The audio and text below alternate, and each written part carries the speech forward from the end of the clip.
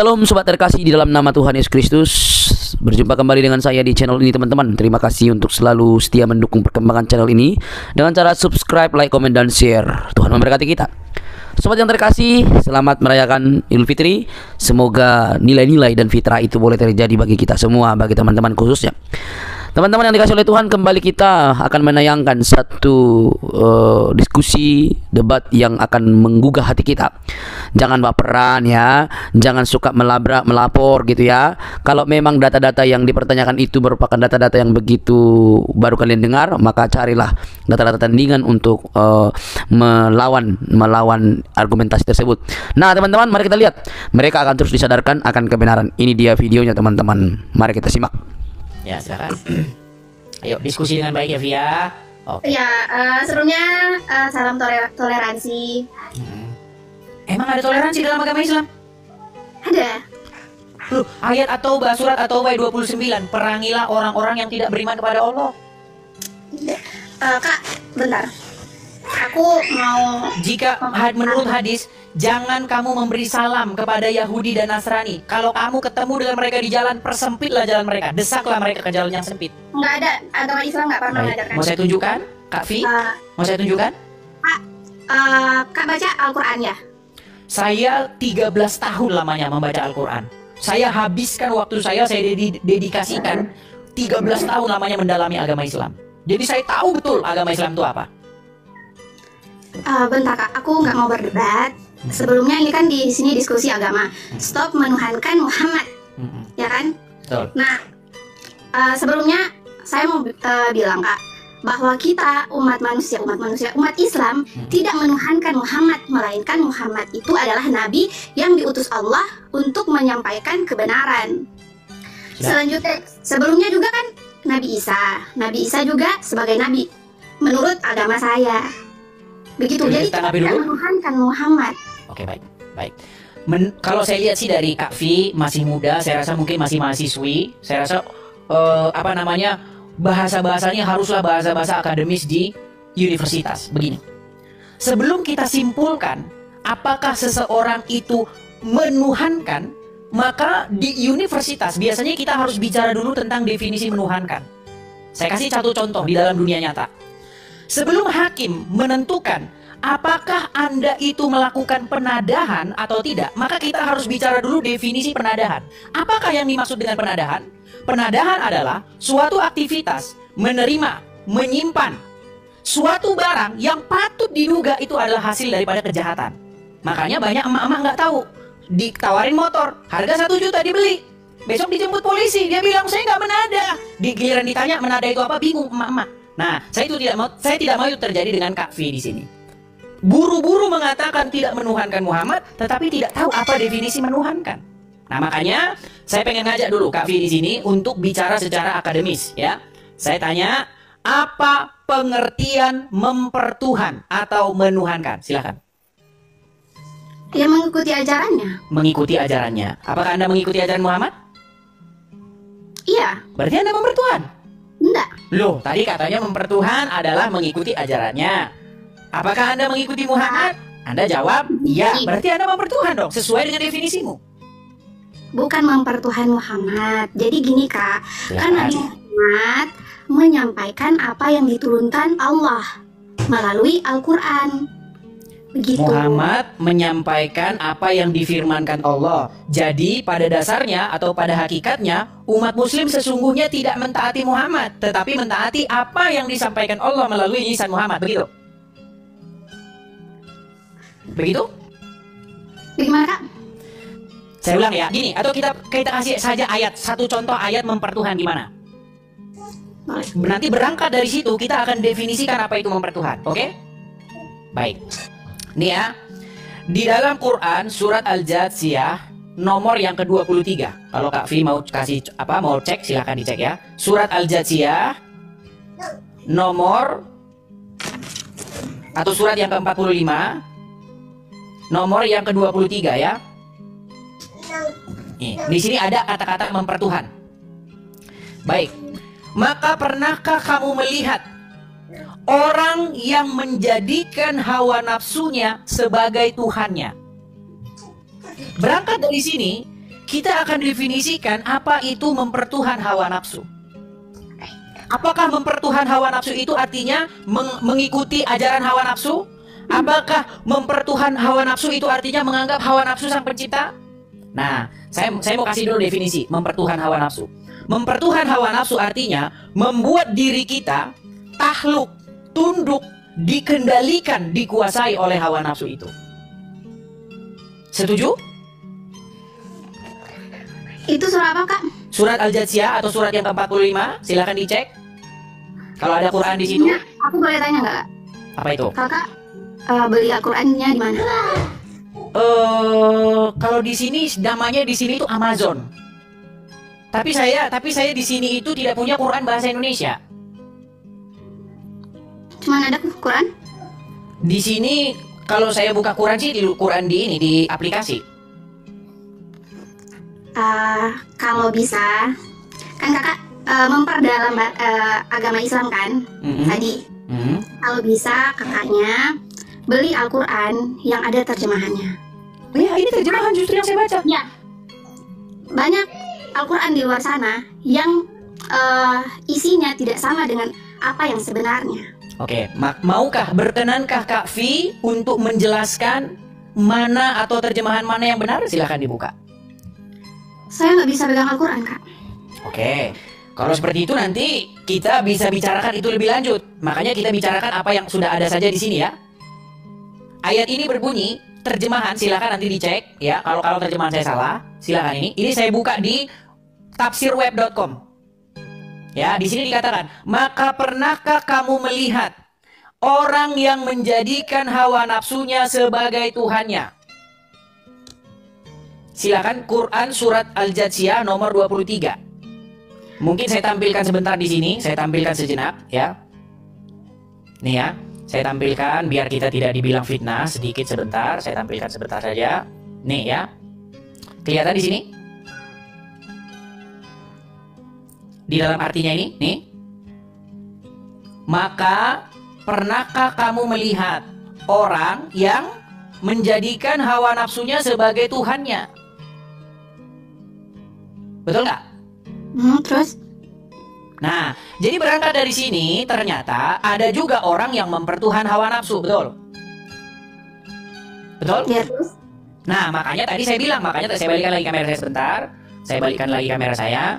Nah, makanya tadi saya bilang, ternyata menurut Al-Quran ada orang yang mempertuhan hawa nafsu.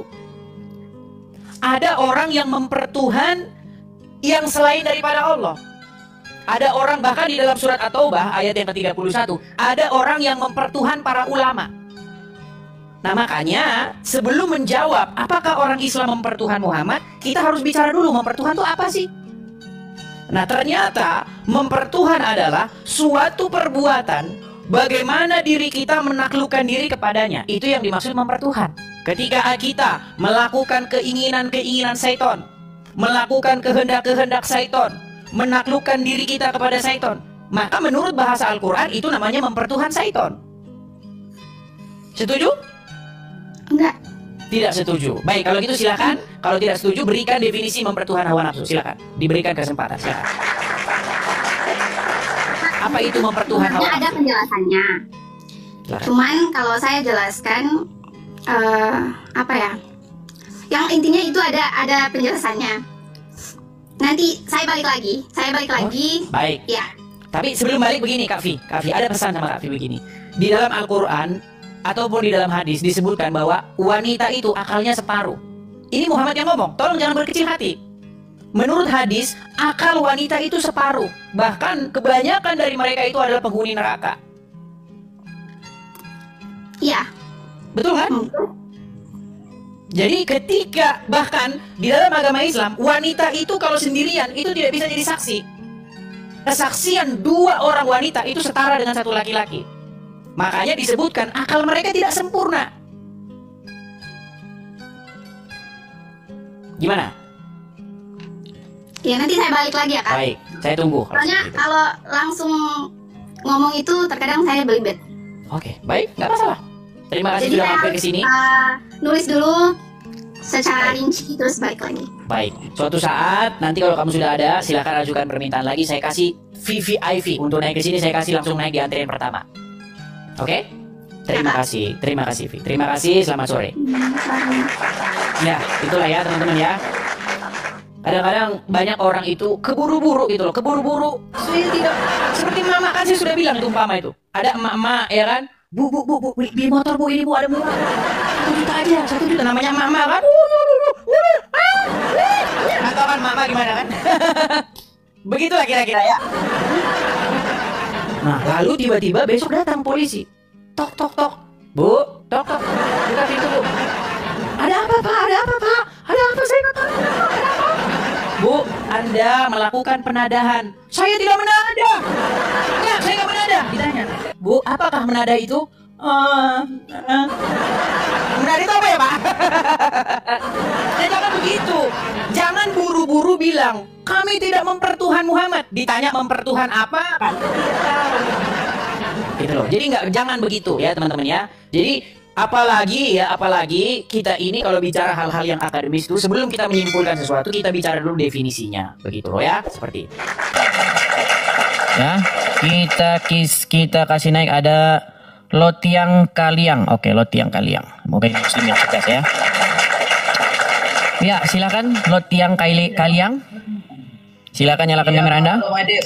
Muslim, Bang? Muslim, baik. Bang, begini, Bang. Ya. Saya sudah lama nih Bang cari orang Islam yang ngerti agama Islam, tapi sampai hari ini saya belum ketemu. Saya orang Islam Bang, benar-benar Islam. Iya, tapi saya udah 13 tahunan lebih nyari orang Islam yang mengerti ajaran Islam tapi belum ketemu. Semoga Anda ini orangnya ya. Oh. Semoga ini orangnya Anda, betul? Betul. Oke, baiklah Bang ya. Kita ngobrol-ngobrol santai saja Bang ya. Nah, begini Bang. Kalau di dalam kekristenan, ketika Tuhan mengutus seorang nabi untuk berbicara kepada seseorang atau kepada suatu komunitas, suatu kaum, biasanya Tuhan itu memberikan yang namanya tanda atau segel bahwa Tuhan betul-betul mengutus dia. Itu biasanya berupa mujizat. Iya. Nah, kenapa di dalam agama Islam yang datang dari Arab ini tanda kenabian itu berupa tompel di bahu? Siapa bilang itu Bang? Begitu. Waduh, berat ini saudara-saudara. Berarti selama jadi Islam Abang tidak tahu itu? Selama jadi orang Islam tidak pernah tahu bahwa tanda kenabian berupa tompel? Enggak. Waduh, pantesan Abang masih Islam kalau kayak begini caranya. Masa ada tompel di Lu tidak percaya. Baik. Nih Bang ya. Nih, kalau saya ngomong nanti Anda tidak percaya ya. Biar Ustadz saja yang ngomong gimana? Gimana? Apa Bang? Apa? Kalau saya yang ngomong nanti Anda tidak percaya. Bagaimana kalau Ustadz saja yang ngomong? Boleh mana? Baik, dengarkan ini. Bahira memperhatikan Nabi SAW, ini semua ciri yang disebutkan dalam Injil ada. Dia masih bimbang, dia ingin buktikan satu hal. Apa itu? Dalam Taurat dan Injil juga disebutkan setiap nabi itu punya tanda kenabian. Apa tanda kenabian teman-teman sekalian? Sebuah daging yang menggumpal di pundak sebelah kanan, dan daging itu berwarna kemerah hitam-hitaman dan memiliki bulu yang lebat. Nah kan, apa itu Bang? Kalau bukan tompel, ayo. Nah, garuk-garuk kepala dia kan teman-teman kan? Waduh, ternyata Anda menambah daftar riwayat orang-orang yang Islam tapi tidak mengerti agama Islam.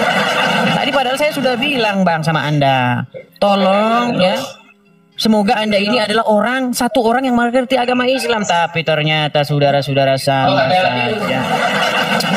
Berat ini, gimana nih Bang? Nun, Ripal, Mas Nun. Kita kasih kesempatan kepada muslim yang lain Bang ya. Boleh Bang. Oke lah, aduh. Oke. Saya kasih turun dulu ya Bang ya. Aduh. Teman-teman sekalian, saya masih percaya ya. Tolong jangan pupuskan harapan saya ya, bahwa masih ada satu orang Islam yang tersisa di bawah kolong langit ini yang mengerti agama Islam yang bisa diskusi dengan saya, teman-teman ya. Saya masih percaya. Oke, baik, kita kasih naik ada Rahmat.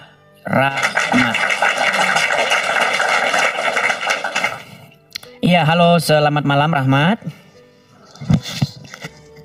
Halo. Iya, silakan Bang Rahmat, nyalakan kamera Anda. Mari kita diskusi dengan baik, silakan. Anda seorang muslim ya? Selamat malam Bang. Selamat malam, Anda seorang muslim? Selamat malam. Ya muslim. Ya, silakan nyalakan kamera Anda. Syaratnya nyalakan kamera Bang. Iya, kalau Anda sudah malu jadi orang Islam, ya Anda mendingan nonton di bawah. Anda masih bangga dengan orang Islam, dengan keislaman Anda? Bangga. Ya, silakan nyalakan kamera Anda. Mungkin lain waktu ya. Baik, kita kasih turun ya. Kita kasih turun saja kalau begitu. Oke, kita kasih naik lagi. Ada Anissa Afifa. Kemarin ada Siti Fatimah Az-Zahra, sekarang ada Anissa. Oke, baik. Kita kasih naik Anissa Afifa Humaira. Silahkan nyalakan kamera Anda. Halo? Terdiam. Baik, kita kasih turun ya. Sekali lagi saya katakan kepada teman-teman muslim yang mau naik kemari. Ini si Felix, dia mau naik lagi nih si Felix nih. Belum kapok-kapok juga si Felix ini, luar biasa saudara-saudara. Gimana Felix? Kenapa kapok-kapok juga? Kenapa? Bayu HP Mesa, salah kacamata. Kenapa Dis? Saya tidak salah dengar ini Dis. Kenapa kamu belum kapok-kapok juga? Kemarin kamu ditanya apa? Dijawab apa? Gimana? Kemarin kamu Ini saya tanya tidak- apa? Oke. Jawab apa? Betul, Apa kacamata. kemarin saya tanya kamu sama kamu? Dis, ini saya salah dengar tuh bagaimana? Yang kapok siapa ini? Yang lari yang kapok siapa? Yang Kemarin kapok kamu siapa? saya tanya apa? Kamu jawab apa? Dis, saya tanya dulu Dis. Yang kabur kemarin siapa? Akui dulu. Diulang-ulang lagi. Kamu kemarin saya tanya apa? Oke. Apa Oke, kemarin Dis, kamu oke, tanya? Dis. Kamu kan mengatakan tadi pertama Dis, kamu kapok nggak kapok-kapok? Yang saya tanyakan Baik, kembali. selamat. Kapok, Bolot jangan masalahnya. kapok, jangan kapok. Masalahnya kau bolot. Ditanya, kemarin kau tanya apa? Malah yang lain lagi kau bahas. Sampai 3 kali saya ngomong. Bolot. Mau pansos saja dia, saudara-saudara. Baik. Kita kasih naik sebentar. Ada Angga. Kita kasih naik Angga. Ya. Ya, selamat malam Angga. Selamat malam, Kak. Ya, Bang Angga Muslim, Bang. Muslim. Ya, silakan Bang Angga, nyalakan kamera Anda. Mari kita diskusi dengan baik, yuk. Boleh. Bang Angga sudah pernah naik ke sini kah? Belum pernah. Belum pernah, baru 1 kali ini. Ya, silakan Bang Angga, gimana? Ya, menurut saya, kenapa saya memilih agama Islam? Karena Bukan itu, Bang. ada tertentunya. Bukan itu bahasannya, Bang. Anda Islam itu, saya tahu alasan Anda Islam. Kenapa Anda Islam, tahu nggak? Ya, tahu. Apa? Karena dari lahir. Iya, Anda Islam karena Anda dilahirkan dari orang tua yang Islam. Dan yang lebih penting adalah Anda Islam karena Anda tidak mengerti ajaran Islam. Seandainya Anda belajar agama Islam, maka besok pagi saya khawatir Anda bangun bukan dalam keadaan Islam lagi. Begitu. Oke, Bang. Tema kita kali ini nih, Bang. Kita bicara yang ringan-ringan, nggak usah yang tinggi-tinggi. Gini, Bang. Di dalam kekristenan, kalau Tuhan mengutus nabi-nabinya itu disertai dengan tanda-tanda. Tanda-tandanya itu biasanya berupa mujizat. Begitu. Itulah tanda-tandanya. Nah, sedangkan di dalam agama yang dari Arab ini, agama Islam dari Arab, ya kan? Itu tanda kenabian itu kenapa berupa tompel? Silakan dijelaskan. Mungkin kalau tanda-tanda dari tompel kan itu kan dari fisiknya. Dari fisik kan. Jadi kalau ada orang bertompel Kalau- berarti dia nabi. Enggak, kan itu kan Waduh, gimana katanya tadi dari berarti kalau ada orang bertompel berarti dia nabi. Bukan, kan itu kan di situ kan kalau Nabi Isa kan mujizat. Kan kalau Nabi Muhammad kan bukan fisiknya kayak tandanya tompel, bukan. Karena dia Oke, saya gimana kalau apa saya tunjukkan hadisnya atau ceramah saja? Kalau tunjukkan hadisnya nanti Anda nggak percaya nih. Nih, lihat nggak nih. boleh hadisnya aja, hadis Al-Qur'annya aja boleh. Ciri yang disebutkan dalam Injil ada. Dia masih bimbang. Dia ingin buktikan satu hal. Apa itu? Dalam Taurat dan Injil juga disebutkan setiap nabi itu punya tanda kenabian. Apa tanda kenabian, teman-teman sekalian? Sebuah daging yang menggumpal di pundak sebelah kanan, dan daging itu berwarna kemerah hitam-hitaman dan memiliki bulu yang lebat. Nah, meta ada daging, kemerah-merahan, kehitam-hitaman, berbulu yang lebat. Apa itu kalau bukan tompel? Ya itu kan tanda kelahiran Nabi kan. Iya, kenapa agama Arab mengatakan bahwasanya tanda kenabian berupa tompel? Ya dari sananya di. Sejak kapan? Oke, di dalam Taurat mana? selama orang baca Taurat, selama orang baca Injil, nggak pernah ada tanda kenabian berupa tompel. Ini ada agama dari Arab tahu-tahu bilang tanda kenabian berupa tompel. Ini gimana nih? Ya kan emang kalau ada tanda tompel itu dipermasalahin atau gimana? Bukan, masalahnya begini, kenapa kalian ini agama dari Arab nebeng-nebeng ke agama yang nebeng-nebeng ajaran Israel, Yerusalem, lalu kenapa kalian mengatakan bahwa dalam Taurat dan Injil itu tanda kenabian itu berupa tompel? Bukankah ini kalian ini orang yang super nekat? Ayo. Ya kan dari sananya di imani saja begitu ya. Berarti kalau ada berarti kalau ada orang bikin agama baru, nempel-nempelin ke agama Islam, nempel-nempelin ke agama Kristen, dia bilang di dalam Al-Qur'an, di dalam Injil tertulis tanda kenabian, misalnya matanya apa gimana gitu. Berarti itu benar gitu ya. Atau giginya boneng begitu tanda kenabian gitu, benar. Udah. Nah, makanya itu artinya betul bahwa tanda kenabian berupa tompel itu hanya dimiliki oleh agama Arab, betul? Ya kan kalau dari situ kan nggak semua, takutnya kan agama Kristen juga ada yang bertompel, kita kan nggak bisa mastiin, ya kan? Kalau misalkan dari sana dikasih tompel, bukan itu. Coba gini aja, coba apa sebenarnya maksud saya, coba maksud saya apa? Ya maksudnya kan itu kan kalau Nabi Isa kan kasih mujizat, contohnya seperti ya itu. Bukan itu, gini loh, maksudnya begini, ketika Tuhan mengutus nabi-nabi, tandanya itu berupa mujizat. Ya. Nah, kenapa sekarang kalau agama Arab tanda kenabiannya itu berupa tompel? Dan itu mengatakan bahwa semua nabi-nabi tanda kenabiannya tompel. Sejak kapan ada model-model cerita begitu sebelum ada agama dari Arab? Coba berpikir, ya, coba. Ya benar, ya benar. Tapi kan ya benar. Artinya ada agama baru dari Arab memfitnah, mengatakan bahwa di dalam Taurat, di dalam Injil tanda kenabian berupa tompel, betul? Ya. Iya. Lalu kenapa Anda masih bisa percaya dengan agama Arab? Karena kan saya ngeliat dulu ayat Al-Quran. Bukan karena Anda tidak mau mencari kebenaran. Betul. Kalau untuk situ betul. Tapi kan kita juga nggak sampai ke pedoman itu aja kan, kita juga harus lihat sosok yang lain. Coba yang lain lagi, sosok Muhammad gini. Oke, makasih Juan. Gini, coba kita kasih yang lain.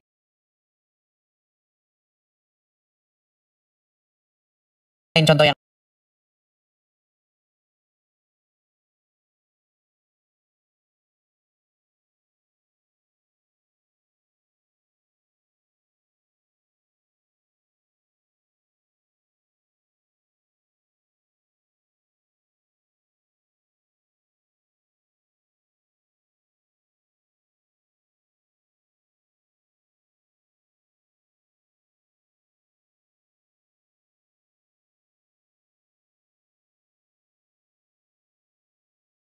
lain nih, saya kasih contoh.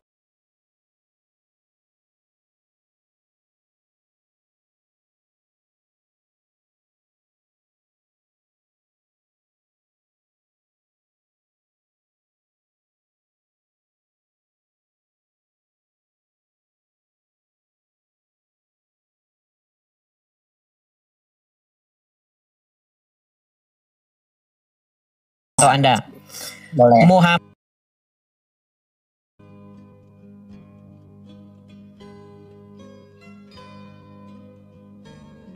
Belum. Sejak dia jadi nabi dia menikahi anak di bawah umur, tahu nggak? Nggak tahu juga. Pantas Anda masih Islam. Tahu saya menikah itu dia umur 25 tahun. Nggak boleh setahu saya. Masa setahu saya? Nanti kalau begitu setahu saya, Anda nanti setahu saya. Nggak boleh begitu, Bang. Umur Aisyah ketika dinikahi Nabi itu berapa, saudara-saudara? Baik, kita tampilkan hadisnya. Aduh, berat ini, banyak ini. Oke, coba Anda baca ini, Bang. Coba silakan baca. Maksudnya Rasulullah telah menikahi ketika umurku 6 tahun, mungkin Rasulullah bersamaku ketika umurku 9 tahun. Oke, berapa di situ umur Aisyah ketika dinikahi Muhammad? 6 tahun. 6 tahun. Anda bilang 25 tahun. Waduh. Sungguh Anda ini nekat yang nyata. Oh, tapi aku lihatnya itu ada gitu kan. Itu 25 tahun itu sama Siti Khadijah nikahnya. Di mana? Ada kalau kita share di. Karena begini Bang, memang di dalam agama Islam itu memang boleh berdusta di dalam 3 hal. Iya, Anda nggak percaya lagi nih, nggak tahu lagi. Kalau dalam agama Islam itu boleh bohong dalam 3 hal. Muhammad mengajari orang Islam boleh bohong, tipu-tipu dalam 3 perkara. Tahu nggak? Nggak tahu. Nggak tahu juga. Aduh. Berat ini teman-teman ini. Begitu banyaknya teman-teman ya. Baik nih, saya putarkan lagi nih ceramah ustadznya nih ya. Nih. Ya, boleh. Boleh bang, agama Islam itu berdusta dalam 3 hal. Abang jangan salah. Nih ya bang ya. Kita putarkan dulu. Kalau saya ngomong nanti kalian tidak percaya ya nih. Ya, kata Nabi SAW, dibolehkan berbohong itu di 3 hal. Maksudnya di sini bukan disuruh orang berbohong, tidak. Tapi kalau terjadi ini, itu masih ada celah dibolehkan mengucapkan. Tapi ulama merincikan. Yang pertama, apabila menghadapi musuh. Nah, salah satunya ketika Anda menghadapi saya, ini musuh Anda ini. Karena memang dibolehkan. Nah, makanya ketika hadis berkata Aisyah dinikahi Muhammad umur 6 tahun, maka Anda akan mendengar video-video bohong yang mengatakan 25 tahun. Ya wajar saja karena memang diizinkan boleh berdusta dalam 3 hal. Ya betul. Ya saya juga baru tampilin hadisnya ini, saya kaget baru. Iya, banyak bang. Banyak di antara Anda itu tidak mengerti agama Islam. Itulah alasannya masih Islam. Seandainya Anda mau menghabiskan waktu dengan sungguh-sungguh dalam 1 malam saja belajar agama Islam, saya khawatir besok pagi Anda sudah bangun bukan dalam keadaan Islam lagi. Tadi iya kan, Anda sudah percaya kenapa ada tanda kenabian berupa tompel, sedangkan sebelumnya nggak pernah ada. Cuman semenjak ada Muhammad saja, tanda kenabian berupa tompel. Sebelum-sebelumnya nggak pernah ada. Anda sudah percaya tadi itu bahwa itu adalah fitnah, betul? Betul.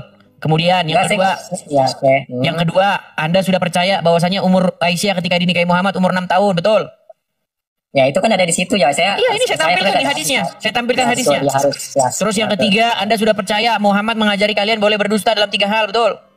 Ya tadi ngeliat cara itunya. Lalu sekarang apalagi yang membuat Anda ragu-ragu untuk meninggalkan agama Islam? Kan kita kan agama itu kan keyakinan dari hati kita sendiri gitu. Iya, maksud saya apalagi yang membuat Anda masih yakin dengan Muhammad? Yakin karena bagi aku ya kan kita kan yakin karena kalau Islam yang baik itu kan kita juga kan harus sama begini bang ya, harus begini bang ya. Ya. Panutan Anda, suri tauladan Anda, yang kepadanya Anda patuh, taat, tunduk, mengikuti adalah Muhammad, betul? Ya. Sebaliknya kami adalah Yesus, betul? Ya. Betul. Nah sekarang saya bandingkan bang, ayo ikut Yesus apa ikut Muhammad nih? Kita bandingkan nih. Yesus tidak pernah menikahi anak di bawah umur. Betul? Muhammad menikahi Aisyah umur 6 tahun dan mencampurinya umur 9 tahun. Betul? Ini hadisnya. Betul, ya, sesuai hadisnya. Okay. Sekarang saya tanya, mana yang lebih pantas diikuti? Ya Nabi itu. Apa? Ya. Nah, itu pertama. Ya. Itu pertama. Terus yang kedua nih sekarang yang sederhana saja, jangan yang berat-berat ya. Ya boleh. Muhammad ada di kubur, betul? Ya. Nah, dia nyata-nyata ada di kuburnya.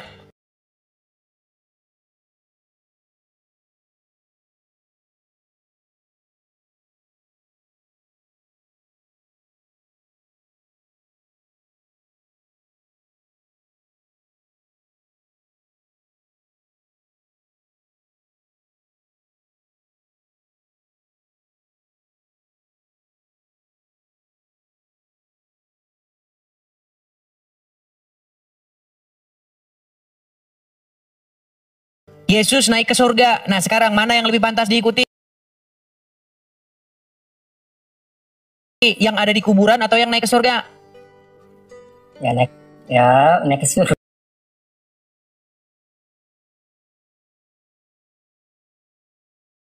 Nah, wah. Yang ketiga lagi, Yesus mengajarkan supaya jangan berdusta. Ia katakan iya, tidak katakan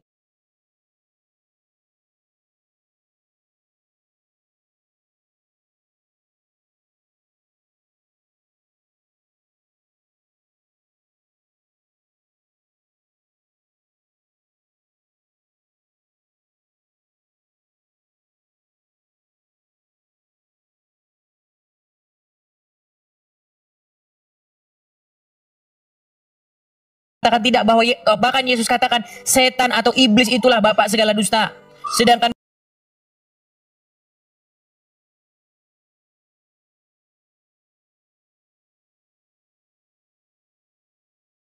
Muhammad mengajari kalian umat Islam boleh berdusta dalam 3 hal. Mana yang lebih pantas diikuti? Yang itu.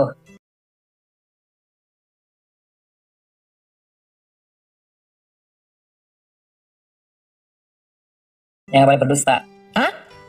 Yang nggak boleh berdusta. Nggak boleh berdusta. Terus apa lagi yang membuatmu ragu-ragu untuk mengganti suri tauladanmu, untuk mengganti panutan junjunganmu dari Muhammad kepada Yesus? Apa lagi? Jangan lama-lama, nanti Anda terlambat. Nggak boleh terlambat. Betul? Betul. Kalau Anda mengikuti Muhammad, nanti Anda kalau sudah punya uang pergi ke Arab menciumi batu. Betul nggak? Betul nggak? Nah, itu batunya. Iya, kalau Anda mengikuti Muhammad, nanti Anda punya duit, Anda terbang ke Arab. Lalu sampai sana Anda mencium sebongkah batu, betul nggak? Iya. Makasih Kak Reminca, betul kan? Iya, betul. Iya, sedangkan kalau Anda ikut Yesus, Anda tidak akan mau cium-cium batu, seperti itu. Ayo lantas bagaimana, apa lagi yang menghalangimu untuk mengganti suri tauladanmu, untuk mengganti junjunganmu? Ya, tapi kan aku juga kan ngelihat dari surat Al-Imran gitu kan, di situ kan ditunjukkan surat Al-Imran ayat 19 kan sesungguhnya agama yang diridhoi itu adalah agama Allah atau agama Islam. Oke, kalau memang agama Islam itu adalah agama yang diridhoi, kalau memang agama Islam itu adalah agama yang benar, kenapa pengikutnya saling bunuh-membunuh? Kenapa Muhammad sendiri? Loh, pengikut Muhammad itu saling, coba setelah Muhammad meninggal, apa yang terjadi dengan para sahabat? Aduh, Anda tidak belajar agama Islam ini. Ya, tapi itu nggak boleh. Tapi nggak boleh. Loh, Muhammad mengatakan di dalam sebuah hadis, sebaik-baiknya generasi, sebaik-baiknya umat adalah generasi para sahabat. Tahu itu? Ya. Tetapi fakta yang terjadi di antara para sahabat itu saling bertikai.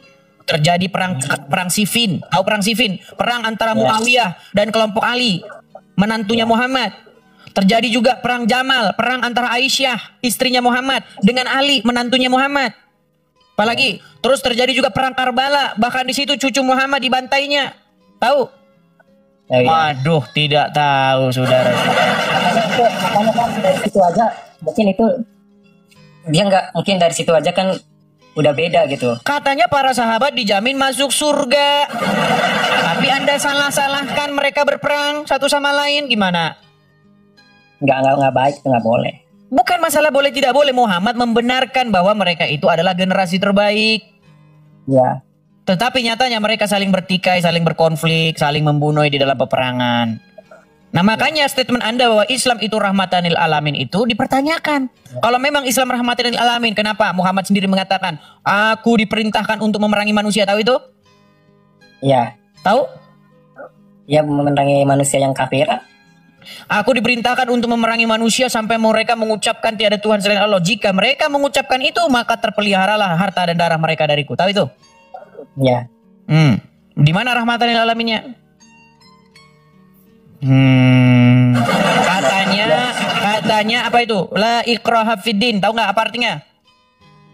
Nggak tahu. Apa? Nggak tahu. Nggak tahu juga. Ini banyak tidak tahunya. Jadi Anda sebenarnya telah menambah daftar panjang bahwasanya saya belum pernah menemukan ada orang Islam yang mengerti agama Islam. Kita kasih kesempatan kepada muslim yang lain, Bang? Boleh. Yang baik, kita kasih kesempatan kepada muslim yang lain ya, Bang ya. Sebentar. Boleh. Terima kasih ya. Sama-sama Bang, sama-sama. Kita kasih kesempatan kepada muslim yang lain. Nanti saya dimarah-marahin. Kamu berani menghadapi Islam yang awam saja. Oke. Baik, kasih turun dulu ya. Ada yang tinggi, boleh. Baik, saya kasih turun dulu. Ya, itulah teman-temannya, memang seperti itu. Nah, ini dia hadisnya teman-teman ya. Ini Arabnya, ini hadisnya. Dan ini banyak muslim-muslim yang tidak tahu ini, saudara-saudara ya. Jadi, nih maksud artinya Rasulullah telah menikahiku ketika umurku 6 tahun dan baginda SAW setelah bersamaku, maksudnya mencampuri atau berumah tangga ya, ketika umurku 9 tahun. Hadis riwayat Muslim, ya kan, nomor hadisnya 2547. Tapi dibilang katanya hadis-hadisan. Gimana sih? Gak boleh begitu ya, ini hadis sudah sohih Muslim. Masih saja kalian palsu-palsukan. Sungguh nekat yang nyata ya, jangan begitu ya. Baik. Teman-teman, sebelum lanjut lagi ya teman-teman ya, sekali lagi teman-teman dimanapun sekalian berada, teman-teman kita ada program untuk pendirian. Kita diskusi dengan baik. Silakan nyalakan kamera Anda. Mari kita diskusi dengan baik. Silakan. Ahmad Yani. Ya, sebentar, betul, bentar. Ya, saya sudah undang Sorry, Anda ini untuk saudaraku, menyalakan kamera. ini Silakan kameranya. nyalakan. Silakan nyalakan. Saya sudah undang itu kamera Anda untuk Iya, dinyalakan. belum ketemu saudaraku. Belum ketemu. Aduh, Tunggu ini sebentar, selama ini saudaraku. Anda. Belum, baru nyimak ini saudaraku. Saya sudah gitu di layar Anda itu ada untuk menerima itu, terima saja. Oke, baik ya, karena Anda tidak tahu jadi kita turunkan saja ya teman-teman ya, kita turunkan saja. Baik, kita kasih naik ada Urip Sentosa. Ya, selamat malam Urip Sentosa, silahkan nyalakan kamera Anda. Selamat malam. Selamat malam. Ini kan langsung jelas, langsung nyalakan kamera. Iya Ya. dong. Silakan Bang Urip Sentosa, apa Ini yang mau Anda kita sampaikan? perkenalan dulu Bang Edis. Aku Silakan. dari Indramayu di Kalimantan Timur sekarang. Sekarang di Kalimantan Timur. Oke, asalnya Indramayu ya, silakan. Silakan. Oke. Ini Bang Edis dari mana Bang Edis? Asal muasalnya? Ya. Ya, dari situlah nanti banyak kadurun. Nanti banyak Gak apa-apa. kadurun. Kita Silakan. diskusi aja Bang Edis. Silakan. Ya. Diskusi apa ini Bang Edis? Kira-kira menurut Anda apa hal-hal yang paling fundamental antara Islam dan Kristen? Anda Islam, saya Kristen, begitu. Oke. Sebenarnya kita tahu ya bahwa agama Islam dan Kristen itu kan beda. Jadi sebenarnya itu nggak ada yang perlu diperdebatkan. Tetapi yang jadi masalah, orang Islam ini saya lihat ngait-ngaitkan diri dengan Kristen. Ngait-ngaitkan diri dengan Injil, ngait-ngaitkan diri dengan Taurat. Padahal agama Islam ini asli dari Arab. Apa hubungannya begitu sama Injil dan Taurat begitu? Kalau saya begini Bang Edis ya, ini tentang keyakinan gitu ya. Ini cerita aja dulu. Maksudnya itu kan asal muasal itu agama itu kan dari Ibrahim kan, ya kan? Turunnya dari Isa pun sama dari Ibrahim, dari keluarga Ishak, dan Muhammad pun sama dari Ismail. Nah ini lagi bohong yang nyata. Begini, Bang Urip, begini. Ya, gimana? Kalau kita membaca Al-Quran, di dalam Al-Quran itu. Di dalam Al-Quran itu istri Ibrahim ada berapa? Ada 2. Di mana ayatnya? Ya kalau secara ayat Bang Edis ya, itu cuma di situ ada kisah. Iya, lalu dari mana umat muslim mengarang-arang cerita bahwa istri Ibrahim itu ada 2? Jadi begini, pertama-tama kenapa orang Islam ini sekarang tidak percaya lagi dengan Al-Quran, malah lebih percaya kepada Bible. Tapi nanggung-nanggung. Saya kasih contoh. Ketika kita baca Al-Quran, Ibrahim punya 2 orang anak. Anaknya itu ada Ismail, ada Ishak, betul? Oke, siap. Dari mana kita bisa tahu bahwa 2 anak ini dari ibu yang berbeda? Sedangkan Al-Quran tidak pernah bilang bahwa 2 anak itu dari ibu yang berbeda. Oke, ini Islam itu yang diambil apanya Bang Edis? Ketauhidannya atau kisahnya gitu loh. Itu harus jelas juga. Baik, ketauhidannya. Ya, gitu. Baik, sekarang kita bahas ketauhidannya. Tuhannya.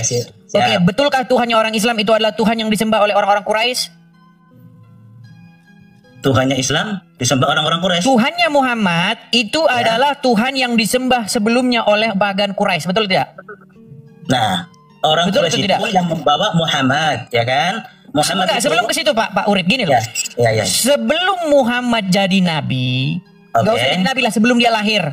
Ya, oke. Suku bangsa Muhammad itu, orang-orang Quraisy itu adalah orang-orang penyembah Allah, betul? Iya, ya penyembah, kalau saya bukan penyembah Allah. Belum. Penyembah mereka penuhan Allah gimana? Enggak, maksudnya itu kan sebelum Muhammad lahir, ya kan? Sebelum Muhammad lahir, itu kan berarti itu kan belum ada ajaran Muhammad.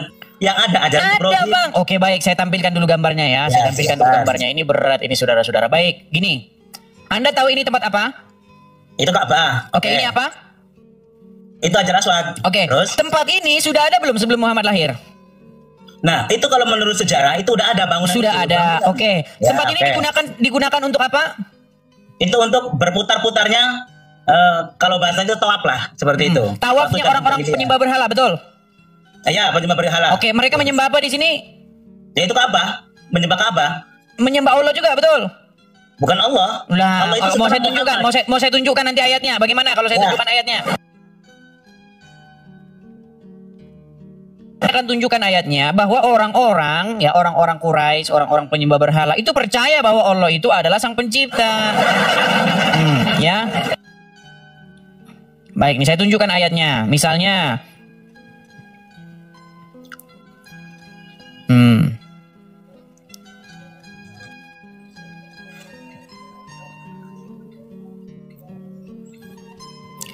nih ya, saya tunjukkan ayatnya di dalam Al-Quran. Misalnya nih,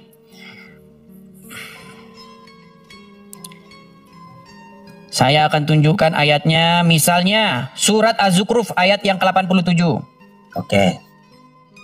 Coba bacakan Az-Zukhruf ayat 87. Tidak punya Al-Quran. Coba silakan. Dan sungguh, bacakan Az-Zukhruf. Az-Zukhruf ayat 87. Jangan lama-lama. Kalau saya lama dikit langsung dibilangin. Enggak, ini kan bingung. Dia bingung cari ayat. Ya silakan. Diskusi keyakinan, bukan diskusi secara orang luaran umum gitu loh maksudnya. Oke, silakan. Ajaran semua rasul itu ajaran tauhid, ajaran keselamatan. Beda. Gitu Iya, walaupun tauhid, tapi tauhidnya orang Islam itu Tuhannya adalah Tuhannya orang-orang Quraisy. Tuhannya para penyembah berhala sebelum Muhammad lahir. Betul. Nah. Oke, coba dibacakan dulu saja Az-Zukhruf 87, Pak. Az-Zukhruf 87, silakan. Az-Zukhruf 87. Makasih Bang Juan. Teman-teman yang memberi support saya ucapkan makasih ya teman-teman. Ya silakan. Zukhruf. Lama kan bukanya kan setahun. Kalau tidak ketemu biar saya yang bacakan. Ya silakan. Baik, saya yang bacakan. Baik. Tidak ada orang Islam yang lebih ngerti Al-Quran daripada saya. Baik, saya bacakan. Kalau saya dan mau memahami secara luarnya. Oke, dan sungguh jika kamu bertanya kepada mereka, siapakah yang menciptakan mereka? Niscaya mereka menjawab Allah. Betul? Ya, terus? Iya, artinya orang-orang Quraisy pun sudah percaya bahwa Allah itu adalah Tuhannya mereka, betul? Iya kan orang Quraisy. Itu ya. Tadi katanya tidak. Bagaimana sih? Begini loh, Urip Santosa pelan-pelan ya, Urip Santosa. Pelan-pelan biar kita sama-sama paham. Gini, sebelum Muhammad lahir atau bahkan waktu Muhammad masih belum jadi nabi, orang-orang Quraisy kan beribadah atau melakukan ritual peribadatan mereka di tempat ini, betul? Ya, Ka'bah. Mereka percaya bahwa Allah itu sang pencipta, betul? Ya, betul. Lalu mereka menyembah Allah itu, ya kan? Dan di sini ada, betul.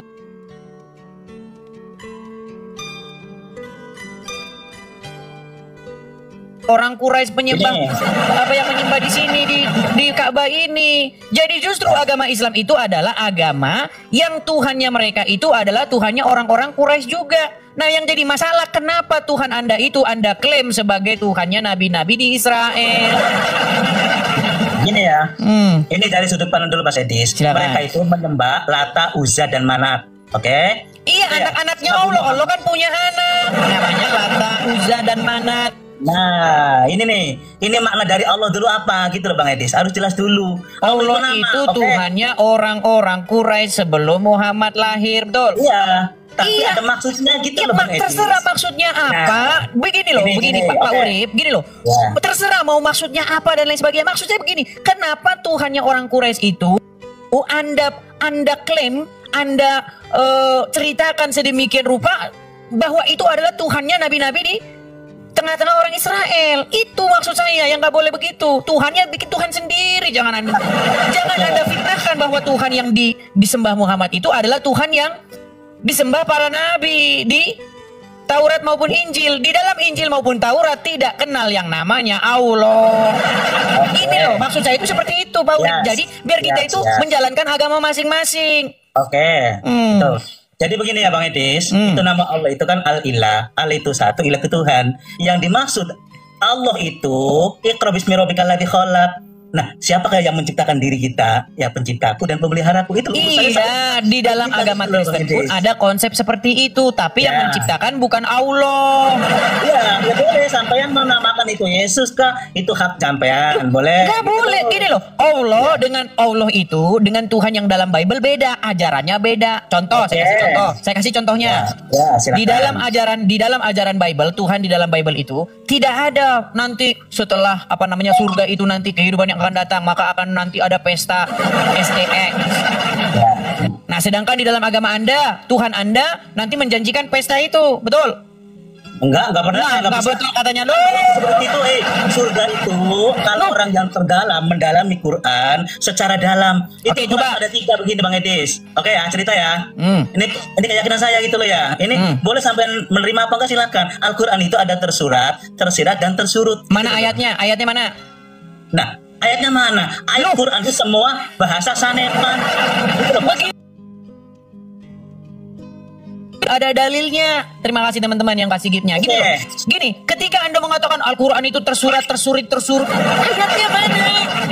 Nah begini Bang Edis, terus orang yang berayat, apa itu yakin dengan dirinya selamat? Itu baik, sekarang kembali ke ajarannya ya. Di dalam ajaran agama Islam, janji-janji Tuhannya agama Islam itu tidak sama dengan janji-janji Tuhan di dalam Bible. Ini janji-janji Tuhan di dalam agama Islam nih. Kan nih ya. Dengarkan nih. Ya, silakan. Nih, dengar nih. Dengar ya. Sebentar nih. Salah satu nikmat yang ada dalam surga adalah pesta seks. Minta maaf, karena inilah yang kita tahan-tahan di dunia. Inilah yang kita tahan-tahan di dunia. Dan kenikmatan terbesar yang diberikan Allah Subhanahu wa Ta'ala di surga adalah pesta seks. Anda tadi bilang katanya bukan itu, gimana? Bukan. Lebih pintaran, lebih pintaran mana? Lebih pintaran Ustadz Syam atau Anda? Nah, lebih pintaran yang Allah berikan kepada saya. Oke, baik. Buka surat An-Naba ayat 33. Buka surat An-Naba ayat 33. Apa itu? Surat An-Naba ayat 33. Saya itu Bang Edis, pakai keyakinan bukan begini, tidak boleh kita membahas agama Islam itu berdasarkan keyakinan Anda. Kita harus membahas agama Islam berdasarkan Al-Quran dan hadis, bukan berdasarkan keyakinan Anda. Coba buka surat An-Naba ayat 33 yuk. An-Naba 33. Bentar dulu. Makanya ini kan dilihat Google dulu gitu loh. Silakan. An-Naba 33. Jangan Anda keluar dari aplikasi nanti waktu baca kita nggak dengar. Enggak loh. Saya itu nggak pernah sama orang itu nggak pernah ayat ini. Coba silakan. An-Naba 33 bacakan. Dan gadis-gadis belia yang sebaya gitu ya. Untuk apa gadis-gadis belia itu? Nah, di sini perbedaannya di situ Bang Edis. Iya, saya tanya untuk apa gadis-gadis belia itu untuk apa? Maksudnya gadis-gadis belia itu selalu muda imannya, selalu muda. Oke, baca dari awal. Ya. Baca dari mulai 30 coba. Nah, itu coba. Dan Allah sediakan pula gitu kan. Nah, dan Allah sediakan pula bagi mereka sebagai kenikmatan seksual dan pemberi ketentraman hati bidadari surga, yaitu gadis-gadis yang cantik jelita yang umur mereka sebaya. Itu kan? Iya, Anda bilang wah. Jadi untuk apa itu? Kenikmatan seksual betul tidak? Makanya ini beda tafsir. Aduh, berat. Coba Anda baca tadi. Ada nggak kenikmatan seksual itu tadi? Coba Anda baca. Ya ada kenikmatan seksual. Iya, makanya ini dengarin. Ini banyak muslim tidak tahu. Ini ceramah yang sangat cetar membahana. Coba dengarkan ya. Ini ceramah yang sangat cetar membahana. Semua orang muslim harus tahu ini. Ini adalah ceramah yang paling 70 tahun kan berdirinya. Aku nggak percaya Bang Edis. Karena yang kan itu ada dasarnya. Dasar luar gitu Bang Edis. Oke, coba di dalam An-Naba 33 apa dijanjikan Allah? Bukankah Allah menjanjikan gadis-gadis yang berpayudara besar? Nah, berpayudara besar itu harus maknanya itu loh. Quran itu jangan dikocak secara luar Bang. Maknanya, ya udah apa maknanya gadis berpayudara besar? Apa maknanya? Gadis berpayudara besar itu, ya kan, simbol kenikmatan. Kalau kamu mempercayai penciptamu yang agung, di situ loh indahnya dan melebihi dari seperti itu. Nah, ini makanya otaknya itu urusan Oke, sekarang kita lihat pembawanya. Kita lihat pembawa ajarannya. Sekarang saya tanya. Muhammad betul tidak dia banyak istrinya? Oh, kalau menurut sejarah ya, kalau Al-Quran nggak pernah diceritakan seperti itu. Monggo. Iya, artinya ya, itu betul-betul secara literal atau gimana? Apa itu? Yang gadis-gadis berpayudara besar itu. Nah, maksudnya di situ kan Al-Quran itu sebagai kelakuan ya. Al-Quran itu kelakuan dirinya, iya kan? Untuk umat Muslim untuk dilakukan masing-masing. Oke. Nah terus usaha apa dengan luar gitu loh. Oke lah, kembali ke awal ini tadi. Gini ya. Okay. Artinya ritual agama Islam ini bukanlah hal-hal yang baru, tetapi sudah dilakukan bahkan sebelum Muhammad lahir. Betul? Oke, betul. Nah, salah satunya adalah putar-putar Ka'bah ini dan cium-cium ini, betul? Betul. Oke, itu kan sudah dilakukan. Oke, itu kan sudah dilakukan oleh orang-orang pagan Quraisy.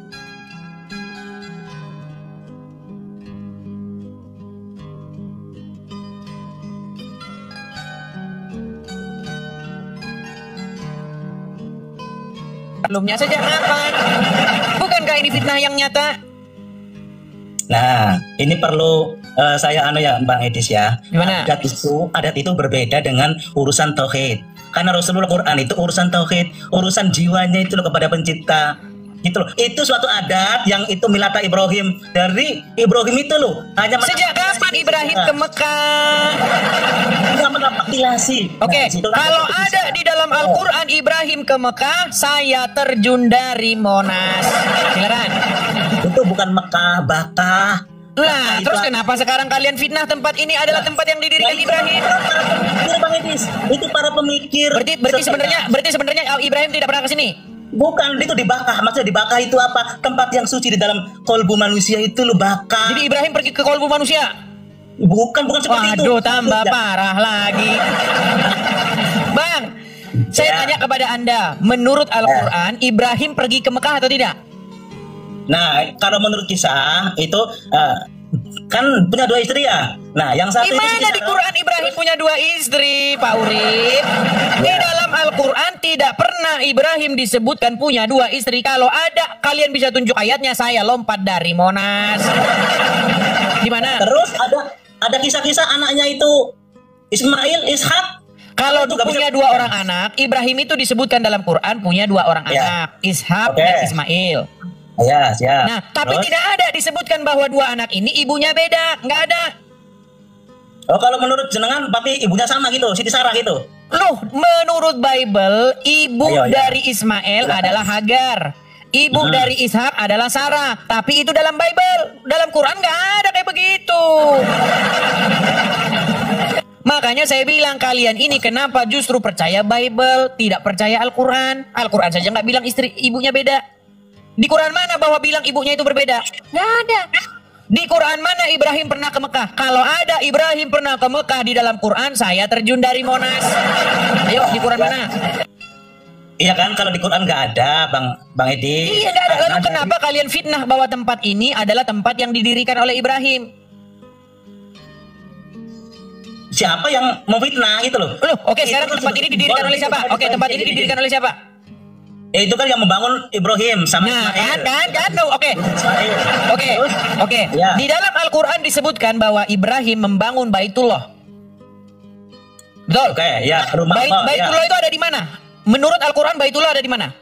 Nah, menurut Al-Quran, sepengetahuan saya itu ada di dalam kolbunya masing-masing. Di kolbun mukmin Baitullah. Gimana? Berarti Ibrahim mendirikan Baitullah di kolbu manusia? Iya, karena itu ya. Gini, kalau urusan ketuhanan, urusan keselamatan, urusan itu suci gitu loh, wahyu dari Allah itu kesucian pasti di dalam hatinya, di qalbul mukminin gitu. Oke, siapa yang suci menurut Al-Qur'an? Nah, yang suci di situ karena mempercayakan seorang hamba. Menurut Al-Qur'an siapa yang suci menurut Al-Qur'an? Yang suci ya Allah. Ya. Ada manusia yang suci. Oke, Allah yang suci ada disebutkan ayatnya. Manusia yang suci siapa di dalam menurut Al-Quran? Manusia yang suci. Itu manusia yang cuma di situ diselamatkan. Salah, gimana? Coba ada Al-Quran di situ? Ada Al-Quran? Coba bukakan Al-Quran surat Ali Maryam. Ayat yang ke Tadi dulu ini Quran langsung ya. Ya, silakan. Coba Quran surat Maryam surat yang ke-19. Maryam. Ya, Maryam yang 19. Makanya ini kan beda tafsir sampai 2. Ini enggak tafsir-tafsiran ini. Ayo, Al-Qur'an surat Maryam ayat yang ketiga. Coba saya bicara keyakinan gitu loh. Kita enggak bicara keyakinan di sini. Kalau kita bicara keyakinan nanti debat kusir. Coba apa yang tertulis dalam Al-Qur'an itu? Surat Maryam. Ya, ayat yang ke-17. Kita mulai dari ayat yang 17. Tahu Maryam. Nomor berapa sih? Maryam itu surat yang ke-19. Aduh, surat Maryam saja tidak tahu. Ya, 305. Gak apa-apa. Sampai tertawa semua gak apa-apa, Bang Edi. Coba kita mulai dari 17, Bang Rip. Sampai yang sama. Coba, yuk kita mulai dari 17. Maryam, ntar dulu Bang Adis. Ini kok saya itu gak kayak sampai pakai data terus. Kalau saya pakai keyakinan hati gitu loh maksudku. Iya, berarti namanya itu ngarang bebas. Nah, orang yang ke Quran saja dulu biar kita enak. Siapa yang suci? Ya itu makanya 305. Oke, 300. Ini ya Maryam ya. Ayat berapa? Kita mulai dari 17. 17. Oke. Ini katolat ini kan itu artinya. Ya. Lalu dia memasang tabir yang melindungi yang melindunginya dari mereka. Lalu kami mengutus roh kami, Jibril, kepadanya. Maka dia menampakkan diri di hadapan dalam bentuk manusia yang sempurna. Terus 18-nya. 18-nya. Dia Maryam berkata, sesungguhnya aku berlindung kepada Tuhan yang Maha Pengasih terhadapmu jika engkau orang yang bertakwa. Nah, 19-nya. Ayo, siapa orang suci di situ? Coba 19-nya. Dia Jibril. Nah, ini kan artinya dia Jibril. Berkata, sesungguhnya aku hanyalah utusan Tuhanmu untuk menyampaikan anugerah padamu, seorang anak laki-laki yang suci. Nah, siapa di situ manusia yang suci menurut Al-Quran? Nah, di sini kan yang yang ditanya Muhammad. Siapa manusia yang suci menurut Al-Quran? Ya Muhammad di sini. Buset, Muhammad lagi. Iya, begini Bang Edi. Sebentar, itu percakapan antara siapa? Sebentar. Itu percakapan siapa dengan siapa? Ini ya, percakapan Jibril dengan? Iya kan? Percakapan Jibril dengan siapa? Ke Muhammad. Oke. Enggak, Jibril lagi ngomong sama siapa? Coba baca lagi, baca ayat 17-nya. Lalu dia mana tuh? Lalu dia siapa? Dia itu siapa di situ? Nah, lalu dia ini kan yang pencipta. Buset. Dia di situ adalah Maryam, Pak Urip. Maryam. Coba baca lagi. Dia terus. Nah, dia yang mana? Yang 18. Coba 17-nya dibaca dulu. Lalu dia, coba. Lalu dia memasang tabir yang melindunginya dari mereka. Oke, siapa yang memasang tabir itu? Oh, ini kan kisah Maryam gitu ya? Iya, dia yang memasang tabir itu adalah Maryam. Lalu terus dibaca terus. Mana itu ya? Maryam tadi ya? Terus. Yang Maryam ini kan? Iya. Maryam berkata, sesungguhnya aku berlindung kepada Tuhanku, Tuhan yang Maha Pengasih terhadapmu, jika engkau orang-orang yang bertakwa. Iya, baca selanjutnya lagi. Baca terus. Nah, dia Jibril berkata, sesungguhnya aku hanyalah utusan Tuhanmu untuk menyampaikan anugerah kepadamu seseorang anak laki-laki yang suci. Oke, jadi Jibril berkata kepada Maryam, betul? Ya, bahwa dia akan diberikan anak laki-laki yang suci, betul? Betul. Oke, siapa yang anak yang suci menurut Al-Quran? Al-Quran itu menurut itu suci itu Isa, Nabi Isa. Nah, iya, bahwa yang suci hanyalah Isa, betul? Nah, berat kan? Gitu ini Bang Idris. Isa di sini, Isa secara ketauhidan dan di Al-Qur'an ini, Isa yang itu loh Bang. Maksudnya begini loh. Maksudnya begini. Tadi kan saya tanya kepada Anda, Pak Urip, bahwasanya Ibrahim di dalam Al-Qur'an itu memang disebutkan Ibrahim itu membangun Baitullah, dasar-dasar Baitullah, betul? Betul. Ya, yang dibangun itu kata Anda di hati manusia, di kolbu. Sejak kapan Ibrahim datang ke hati terus membangun Baitullah di kalbu? Nggak ada Baitullah itu di kolbu. Baitullah itu menurut Al-Quran ada di mana? Baitullah menurut Al-Quran? Di hati, kolbul mukmin Baitullah. Tidak ada. Di mana ayatnya? Di mana ayatnya Baitullah itu ada di hati? Di mana? Di Kolbun Salim itu loh. Kolbun Salim ada ayat. Mana surat berapa ayat berapa? Surat berapa ayat berapa? Lihat Google dulu ya. Waduh, lihat Google dulu. Nah, iya, karena saya itu pelaku Google. Begini, saya kasih tahu. Begini, Urip Sentosa. Begini ya. Silakan. Gini bang. Silakan. Bait Tuhan ada di hati manusia itu narasi Injil, bukan narasi Al-Quran. Gimana? Bahwa sesungguhnya tubuhmu adalah bait Allah yang sejati. Loh bang, tubuhmu adalah bait Allah yang sejati. Itu ajaran Injil, bukan ajaran Al-Quran. Kalau Al-Quran, bait Tuhan atau rumah Tuhan itu ada di Bakkah, walaupun diedit jadi Makkah. Betul nggak? Baitullah ada di mana menurut Al-Quran? Apa itu? Baitullah ada di mana menurut Al-Quran? Ilaman atullah biqalbin salim, di dalam hati orang-orang yang taslim. Mana ayatnya? Mana ayatnya? Dalam Al-Quran. Ilaman atullah biqalbin salim itu apa? Bentar dulu. Ayatnya mana dalam Quran? Bentar. Nggak boleh begitu. Kalau dalam Islam, dalam Kristen malah ada lagunya, bahkan saking itu terkenalnya ada lagunya. Mau dengar lagunya? Ada lagunya. Nih kita dengarkan ya. Kita dengarkan. Lihat. Nih.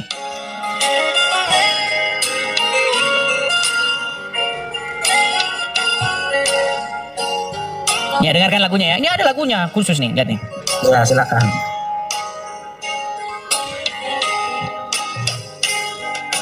Ku jadikan hati ini untuk kediamanmu. Ku jadikan, tuh kan, jadi di sini ada lagunya. Ku jadikan hati ini untuk kediamanmu. Jadi hati manusia supaya menjadi tempat kediaman Tuhan, supaya roh Tuhan itu tinggal di hati manusia. Nah, kalau di dalam iman Anda nggak ada kayak begitu. Rumahnya Allah itu ada di mana? Di Makkah. Terus kalian edit jadi Makkah. Gimana? Ayatnya di sini. Di Al-Baqarah itu loh Bang Edis, 125. Apa di situ dikatakan? Di sini kan ingatlah ketika kami menjadikan rumah itu Baitullah, tempat berkumpul bagi manusia dan tempat yang aman. Iya, tempat berkumpul. Emangnya manusia kumpul gitu di kolbumu? Tadi Anda bilang rumah Baitullah ada di kolbu, terus kolbumu jadi tempat berkumpul manusia. Siapa yang punya kolbu enggak? Punya kolbu enggak? Punya hati enggak? Semua manusia itu punya kolbu, tapi kolbu di dalam hati manusia bukan tempat kumpul manusia. Aduh, bukan. Makanya pencipta saya dengan pencipta sampean berbeda. Makanya justru karena beda, jangan disama-samakan. Tuhan kalian itu adalah Tuhan yang tadinya adalah Tuhannya orang Quraisy. Gimana? Betul? Tidaklah. Saya itu gak meyakini. Oke lah, kita kasih kesempatan kepada muslim yang lain dulu ya. Oke, silakan. Oke, baik, terima kasih. Oke, sama-sama Bang Edi. Selamat malam. Ini itulah teman-teman ya. Aduh, mereka ini bagaimana? Ini loh, ini adalah batu hitam, ini adalah Ka'bah. Ka'bah ini dulunya dipakai oleh orang-orang Quraisy. Sebelum Muhammad lahir, sebelum Muhammad jadi nabi, ini sudah ada ini. Mereka sudah melakukan tawaf di sini, dan tawaf mereka sambil telanjang dulu. Waduh, kalian ini tidak tahu apa-apa. Makanya kalian tergoncang mendengar ini. Oke, baik ya, kita lanjutkan ya. Jadi konsep bahwa hati manusia itu adalah rumah Tuhan yang sejati itu ada dalam Bible. Nggak ada dalam Quran kayak gitu, konsep gitu dalam Quran ya. Bahkan lagunya sudah ada. Ini keren ini lagunya ini. Saya senang dengan lagunya. Baik teman-teman yang terkasih, kira-kira apalah respon teman-teman ketika mendengarkan diskusi dari awal hingga akhir? Mari terus berikan yang terbaik dan bertepuk tangan bagi teman-teman muslim yang bersedia naik untuk menghadapi apologetik Kristen Bang Edis tentunya ya. Bang Edis yang mungkin sudah banyak orang mengenal dia melalui media sosial, melalui TikTok, melalui YouTube dan berbagai macam platform yang terus menyuarakan tentang berbagai macam diskusi, tema-tema yang berkaitan dengan agama ya. Tentu kehadiran Bang Edis ini banyak orang tidak menyukainya, apalagi orang-orang yang suka baper begitu ya, yang suka keroyokan gitu ya, yang suka membahas agama orang lain, tapi ketika agamanya dibahas justru tidak mau. Bagi orang yang selalu berkata lakum dinukum, tetapi kerjaan mereka tiap hari itu mengurusin agama orang Kristen gitu ya. Jadi kehadiran Bang Edis ini sebenarnya lumayan menakutkan bagi setiap muslim begitu, bagi Zuma, bagi Yusuf PI, bagi Wifi lagi ya, bagi yang lain-lain juga ya. Semuanya sudah dibungkam, tinggal menunggu kesadaran mereka ya.